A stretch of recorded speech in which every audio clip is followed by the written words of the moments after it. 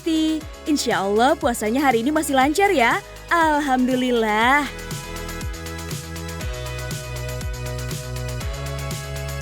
Besti, tahu nggak sih apa takjil paling populer di Indonesia?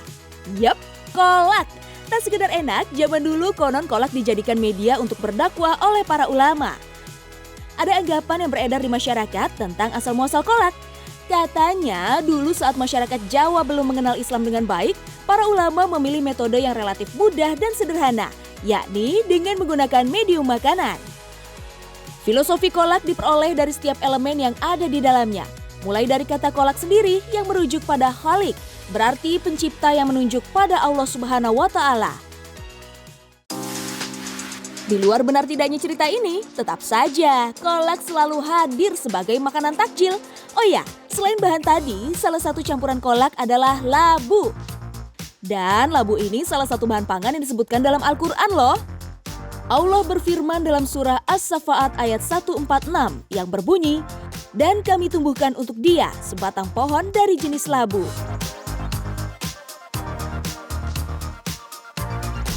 Ketika ada sesuatu dalam Al-Quran yang dibahas atau diceritakan oleh Allah tentunya dengan firman-Nya yang mulia dan Nabi SAW menjelaskan tentang itu, maka berarti ada sesuatu yang penting di sana. Ada sesuatu yang kita mesti telaah di sana atau tadaburi dan kita pelajari di sana. Salah satu hal yang menarik yang berkaitan dengan hal tersebut, salah satunya di luar mungkin begitu banyak hal-hal menarik tadi adalah kisah ketika Nabi Yunus alaihi salam dikeluarkan dari perut ikan yang besar yang Allah ceritakan dalam Al-Quran. Besti, labu merupakan salah satu makanan kesukaan para nabi. Sebab itu, labu juga terkenal akan sejuta manfaat yang baik untuk kesehatan. Labu diketahui memiliki ragam kandungan nutrisi yang baik untuk tubuh seperti kalium, antioksidan, dan vitamin. Mengkonsumsi sepotong labu kuning dapat memenuhi kebutuhan vitamin A, C, E, kalium, dan mangan. Ngomongin labu, ternyata jenisnya ada banyak yang bisa dengan mudah kalian temukan di pasar. Pertama, ada labu siam. Pasti dari semua kalian yang ada sudah pernah dan melihat bahkan mencicip jenis labu ini kan? Labu siam sering diolah menjadi berbagai olahan makanan tradisional. Bahkan labu ini cukup direbus dan dijadikan sebagai lalapan. Di balik rasanya yang tidak terlalu manis, nyatanya labu siam mengandung nutrisi dan senyawa antioksidan yang baik untuk kesehatan tubuh. Terus ada labu kuning. Penyebutan labu jenis ini beragam, mulai dari Waluh di Pulau Jawa, Tau di Provinsi Lampung, dan masih banyak lagi. Labu kuning mengandung kalium yang sangat tinggi. Kalium merupakan mineral penting bagi tubuh. Beberapa fungsi kalium antara lain mengontrol otot dan menjaga keseimbangan syaraf. Kalau kita zaman sekarang itu ya coba konsumsi labu karena itu salah satu keberkahan yang diberikan Allah kepada Nabi Yunus alaihissalam dan ternyata sains juga menjelaskan tentang itu. Nah, tinggal sekarang kita melihat lagi sebenarnya apa sih yang membuat akhirnya Allah memilih pohon tadi. Ternyata memang disebutkan begitu besar manfaatnya dari buah labu ini ya, mulai dari kemampuannya yang bahkan bisa oleh para ilmuwan mereka menyebutkan ini bisa meningkatkan penglihatan, meningkatkan imunitas, memperkuat jantung dan bahkan karena serat yang tinggi dan rendah kalori ini buah atau mungkin sayuran lah ya yang sangat baik digunakan untuk mengurangi kalori masuk. Besti, ternyata pare, semangka, dan mentimun juga masuk dalam jenis labu-labuan dengan ragam kandungan manfaat yang gak kalah baik untuk tubuh. Seperti mentimun yang berguna dan mengurangi kadar kolesterol dalam tubuh. Lalu, seperti apa pengolahan labu yang baik dan benar agar manfaatnya juga baik untuk tubuh? Baik, alhamdulillah kita udah sampai nih di cara buat kolak labu ya sesuai tadi pembahasan kita. Tentunya ibu-ibu di rumah lebih expert, lebih ahli dari saya. Saya cuma mengajarkan atau mungkin sedikit sharing saja bagaimana kita bisa menjadikan kolak labu tersebut menjadi bahan yang atau bahan fungsional, punya manfaat lebih ya dengan cara tentunya dengan bahan-bahan yang sehat, bahan-bahan yang baik dan sehingga nanti dia bisa bermanfaat untuk tubuh kita. Rebus air secukupnya. Tambahkan gula kelapa sebagai pemanis alami, lalu masukkan daun pandan.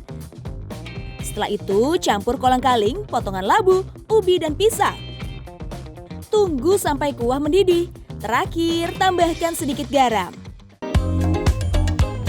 Labu kuning terdiri dari 94% air sehingga rendah kalori.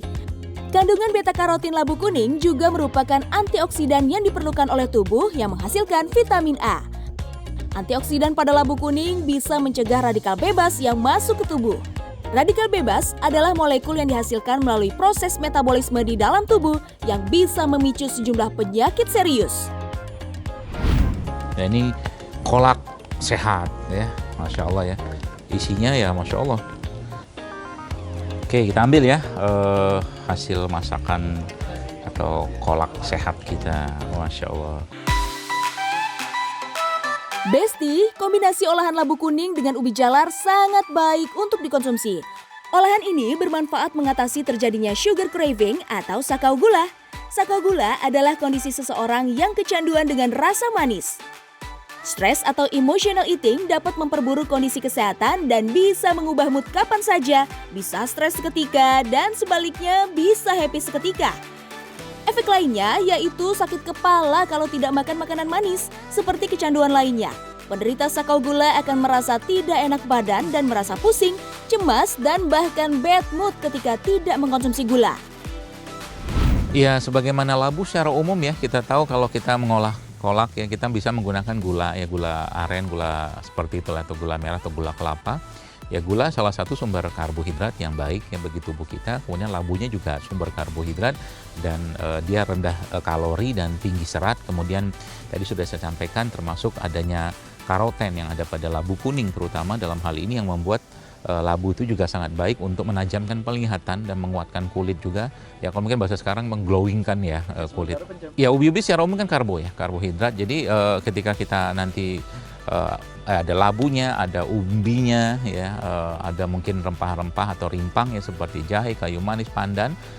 Yaitu ya tentunya sangat baik ya dikonsumsi saat Ramadan seperti ini. Besti, cerita betapa banyaknya manfaat labu tertuang dalam sebuah kisah yang dialami oleh Nabi Yunus.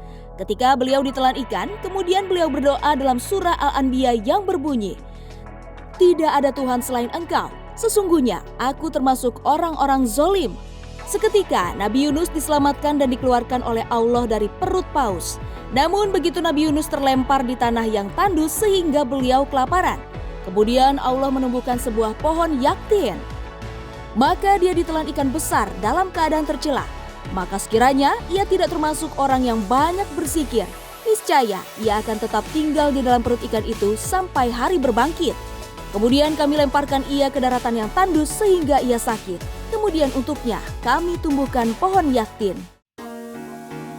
Yaktin dipahami sebagai semua pohon yang tidak mempunyai batang, seperti semangka, timun, dan labu.